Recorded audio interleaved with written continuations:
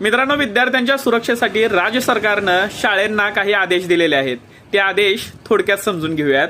आता त्यातील पहिला आदेश असा आहे की सीसीटीव्ही कॅमेरे बसवणे आणि ते चालू आहेत का नाही हे वेळोवेळी तपासण्याची जबाबदारी शाळांना दिलेली आहे आणि त्याचा प्रमुख प्रिन्सिपल आणि मॅनेजमेंट असेल ज्या त्या शाळेचे. आणि दुसरा आदेश असा दिलेला आहे की 6 वर्षापर्यंतच्या मुलांचा सांभाळ करण्यासाठी महिला स्टाफ कंपल्सरी करण्यात आलेला आहे, म्हणजे तिथं फक्त महिला असतील. त्यानंतर तिसरा आदेश असा दिलेला आहे की नॉन टीचिंग जो स्टाफ आहे त्यांच्या नियुक्तीच्या वेळेला त्यांचं कॅरेक्टर सर्टिफिकेट त्यांच्याकडे असणं गरजेचं आहे आणि ते फक्त पोलिसांचंच व्हॅलिड आहे. बाकी दुसऱ्या फर्ममध्ये तुम्ही काम केलेलं कॅरेक्टर सर्टिफिकेट ग्राह्य धरलं जाणार नाही. त्यानंतर तक्रार पेटी शाळेमध्ये असणं आणि त्याची जबाबदारी मुख्याध्यापकांनी घेणं गरजेचं आहे.